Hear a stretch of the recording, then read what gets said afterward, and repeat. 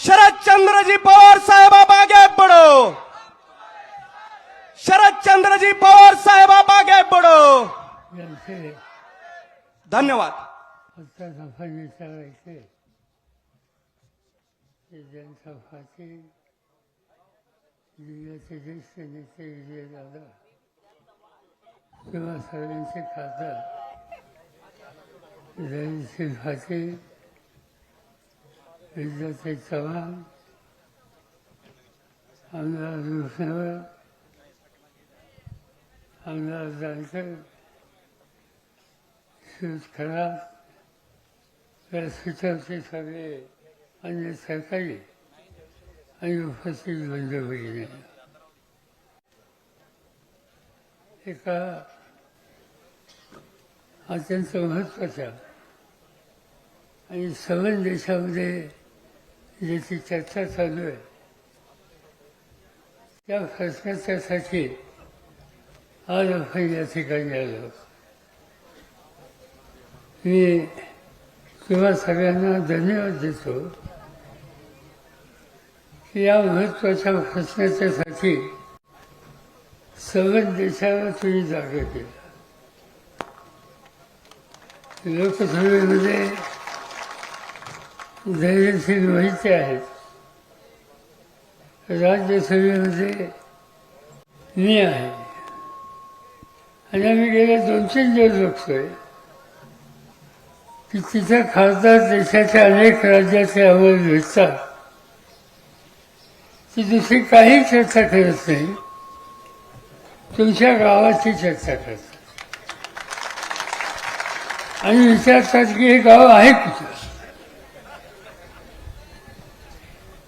हे सवन देशाच्या समंजसन शहाण्या लोकांच्या लक्षात आले नाही की या गावकऱ्यांच्या लक्षात कसं आलं। आणि तुम्हा सगळ्यांचं अभिनंदन आज देश करतोय याचा आनंद आम्हा सगळ्यांना आहे। हे घडलं कशाचं? परवा झालेली निवडणूक आणि त्या निवडणुकीतून निकाल लागतात, लोक निवडून येतात, कधी पराभव होतो, काही तक्रारी येतात, नाही असं नाही। पण सवन देशाला सवन राज्याला निवडणुकीच्या संबंधीची आस्था हे असताना त्यांच्या मनात शंका काय येते? याचा अर्थ निवडणूक पद्धतीमध्ये काही शंका निर्माण झाली आणि मतदार जो आहे त्याला खात्री वाटत नाही। म्हणजे काय, आता आपण EVMद्वारे हे मतदान घेतो, तुम्ही वतन दाबता, त्याच्यानंतर तुम्हाला कळतं आणि तुम्ही समाधानी होता मतदान झाले म्हणून। पण काही निकाल असे आले की त्यामुळे तुमच्या मनात शंका आली आणि एकट्या तुमच्या मनात नाही, अनेक गावच्या लोकांच्या मनात शंका आली, ते अस्वस्थ झाले आणि याच्यात कुठतरी दुरुस्ती केली पाहिजे, जगात काय केलं जातं याचा विचार केला पाहिजे, ही भावना लोकांच्या मनात निर्माण व्हायला। आज जगाचा मोठा देश आहे अमेरिकामध्ये मतभेदी टाकलेले असतात। जगाचा लोकशाहीचा दुसरा मोठा देश इंग्लंड, तिच्या मतभेदीमध्ये टाकले जातात। युरोप खंडातले सगळे देश हे आपल्यासारखे EVMवर जात नाहीत। अमेरिकेनं आणि काही देशांनी एकेकाळी EVMचा विचार केला, पण त्या सगळ्या देशांनी निर्णय घेतला की आता हे EVM नको, काय असेल ते लोकांना मतपेटी टाकायचा अधिकार हा आपण दिला पाहिजे आणि त्यांचा दिला। आता हे जग कसं आमच्याच हातचं का? आमच्याकडे सरकारी त्या सरकारच्या लोक अस्वस्थ आहेत. काही गोष्टी दिसतात. अर्थात जयंत सरांनी तुम्हाला काही आकडेवारी सांगितली.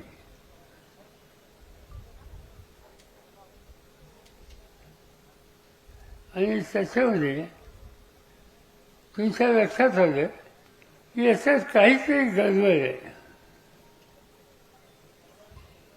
आम्ही काही माहिती गोळा केली. ती माहिती काय दिसते की लोकांनी मतदान केलं, पण किती लोक निवडून आले ह्याचे आकडे त्या मतदानासारखे नाही आहेत. आणि त्यामुळे साहजिकच लोकांच्या मनामध्ये ही मोठी शंका आलेली आहे. आता ही घालवायची असेल तर काय करता येईल? एकच गोष्ट आहे की आता देशामध्ये निवडणूक पद्धती ज्या स्वीकारलेल्या आहेत त्याच्यामध्ये बदल केला पाहिजे. आणि याच्याबद्दलची जागृती तुम्ही लोकांनी केली. मला काही काही गोष्टीचं असं वाटलं. मी इथे यायचं ठरवलं 4-5 दिवसाच्या पूर्वी. आणि त्याचं कारण तुमचं मतदान झालं आणि त्याच्यानंतर तुमच्या मनात शंका आली आणि तुम्ही असं ठरवलं की आपल्या गावात फेर मतदान आपण घेऊ. ते अधिकृत नव्हतं, सरकारी नव्हतं. तुम्ही गावाने बसून ठरवलं की असं पुन्हा एकदा मतदान वेगळ्या पद्धतीने करायचं. आता हा तुमचा अधिकार होता. पण हा निकाल तुम्ही घेतल्याच्या नंतर पोलीस खात्याने इथं बंदी का केली? कोणता कायदा असा? आज या ठिकाणी मी भाषण करतोय, तुम्ही ऐकताय. उद्या पोलीस खात्याने इथं निर्णय घेतला की मी बोलायचं नाही आणि तुम्ही ऐकायचं नाही. हे कुठचा कायदा? असं कुठं कायदा आहे? आणि असं असताना तुम्हाला इथे जमायचंच नाही. जमाव बंदी तुमच्याच गावात. तुझी गमतीची गोष्ट आहे. ते या ठिकाणी का केलं हे मला समजत नाही. तुम्ही पुन्हा मतदान तुमच्या समाधानासाठी हा करायचा निर्णय घेतला. त्याला सरकारची बंदी कशी येऊ शकते? आणि तुम्ही हे केलं म्हणून तुमच्या खचले बसले. मला काही समजत नाही. खचला, काही गुन्हा केला, चोरी केली, आणखी काय केलं, त्याचा खचला भरा. पण गावाने ठरवलं एका वेगळ्या दिशेने जायचं, त्यासाठी खचलं. आणि ह्या खचला सेंटरला माझी गावचे सरपंच आहेत, आपले आमदार जानकर आहेत, या सगळ्यांना विनंती आहे याचा रेकॉर्ड तुम्ही आम्हाला द्या. जमावबंदीचा रेकॉर्ड. इथं काय जो प्रत्यक्ष बंदी करून काय निर्णय राबवला त्याची माहिती आणि रेकॉर्ड. पोलीस खात्यातून तुमच्या केलेली खतरा केस त्याचं रेकॉर्ड. या सगळ्या गोष्टी आमच्याकडे द्या आणि आम्ही या ठिकठिकाणी नेणार कृती. महाराष्ट्रात निवडणूक आयोग आहे, त्यांच्याकडे तुमची तक्रार देऊ, राज्याच्या मुख्यमंत्र्याकडे देऊ, देशाच्या प्रधानमंत्र्याकडे देऊ, देशाचे केंद्रीय निवडणूक आयोग आहे त्यांच्याकडे सुद्धा देऊ. हे कशासाठी? आपण म्हणतो की म्हातारी मेल्याचं दुःख नाही, काळ सोकावतो. हे निवडणूक यंत्रणेचा काळ एकदा सोकावला की तुम्हा सगळ्यांच्या अधिकारावर संकट आल्याशिवाय राहणार नाही. आणि ही सगळी माहिती द्या आणि शक्य असेल तर तालुक्याच्या सगळ्या गावात ठराव करा की आम्हाला EVM मतदान नको आणि आम्हाला जुन्या पद्धतीनं निकाल पाहिजे. आणि त्या ठरावाची फेर उद्धव आमच्याकडे द्या, ते आमच्याकडे देतील. धैर्यशीलराव आम्ही लोक त्या संबंधी कुठं पोचवायचं त्या ठिकाणी ते पोचवलं. हे मी बोललो तर काल मुख्यमंत्र्यांनी मला सल्ला दिला. त्यांनी असं सांगितलं की पवारसाहेबांनी हे करणं योग्य नाही. काय चुकीची गोष्ट केली? तुमच्या गावी येणं चुकीचं आहे, तुमचं म्हणणं ऐकून घेणं चुकीचं आहे. काही पद्धतीच्या बद्दल लोकांच्या मनात शंका आहे, ते शंकेची माहिती घेऊन त्याचं निरसन करण्याच्या बद्दलची काळजी घ्यावी हे चुकीचं आहे. शेवटी लोकशाही कशासाठी? लोकांचे अधिकार काय आहेत आणि ते अधिकार जतन करण्याच्यासाठी काय अर्थ येत असेल तर लोकप्रतिनिधीने त्याच्या विरुद्ध आवाज उठवला पाहिजे. मी मुख्यमंत्र्यांना विनंती करतो, इथं आम्हाला राजकारण आणायचं नाही. आम्हाला इथं घडलं, इथल्या लोकांच्या मनात जी शंका आहे ती शंकेचं निरसन करायचं आणि असं कुठं होऊ नये की जेणेकरून निवडणूक यंत्रणेच्याबद्दलचा गैरविश्वास हा जनतेमध्येही एवढंच आमची भूमिका याच्यामध्ये याच्यात राजकारण हे यत्किंचित सुद्धा काही करायचं नाही. आणि म्हणून मी सांगतो तसे ठराव करा. आम्ही ही सगळी माहिती राज्य सरकार, केंद्र सरकार, निवडणूक आयोग यांच्याकडे देऊ. शक्य झालं आणि मुख्यमंत्र्यांनी मान्य केलं तर मी त्यांना विनंती केली की तुम्ही स्वतः या गावात या, लोकांचं म्हणणं ऐका, महिलांचं म्हणणं ऐका आणि त्यांच्या म्हणण्यात तथ्य असेल तर ते दुरुस्त करायच्या संबंधी त्यांना सरकारने द्या. हा आग्रह मुख्यमंत्र्यांच्याकडे करायला माझी किंवा उत्तमरावची किंवा धैर्यशीलची अजिबात आमची अडचण नाही. या गोष्टी आम्ही करायच्या आहेत आणि हे गोष्टी अत्यंत महत्त्वाच्या आहेत. म्हणूनच आम्ही सगळेजण आज या ठिकाणी आलेलो आहोत. आज पार्लमेंट चालू आहे.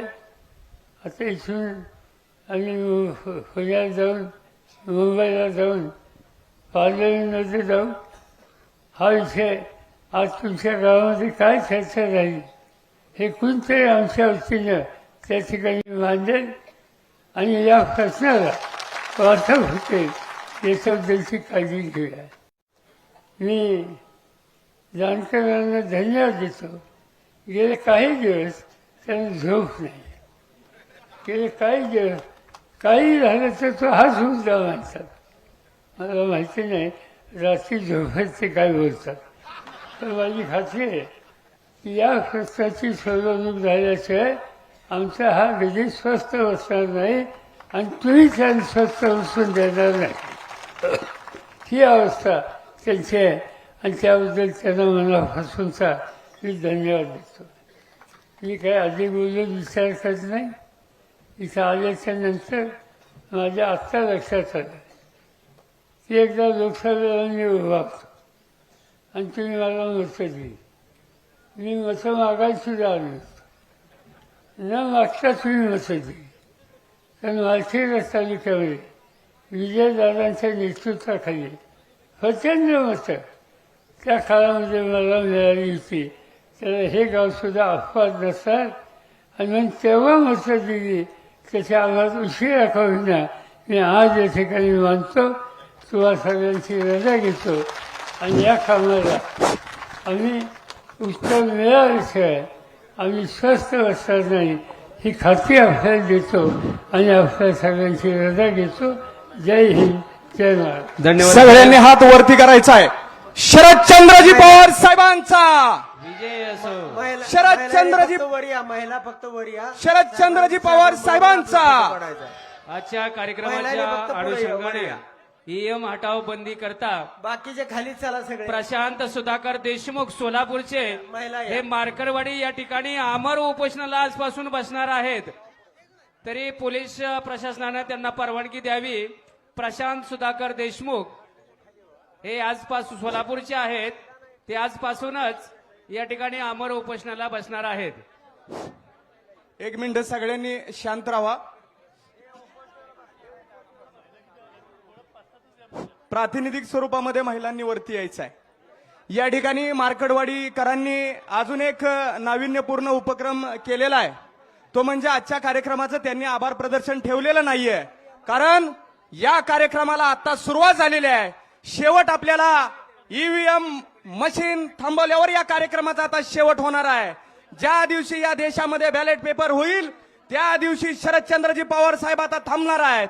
म्हणून मार्कडवाडीकरांनी कोणताही आभार प्रदर्शनाचा कार्यक्रम या ठिकाणी ठेवलेला नाही. पुन्हा एकदा या ठिकाणी घोषणा द्यायच्या आहेत. ईव्हीएम हटाव. सर्वांनी जोरात म्हणायचं आहे ईव्हीएम हटाव. मार्कडवाडीचा आवाज जगामध्ये गेला पाहिजे. भारतात तर पोहोचलायच पण जगामध्ये आवाज आता पोहोचला पाहिजे. ईव्हीएम हटाव. देश बचाओ, ईव्हीएम हटाव. देश बचाओ.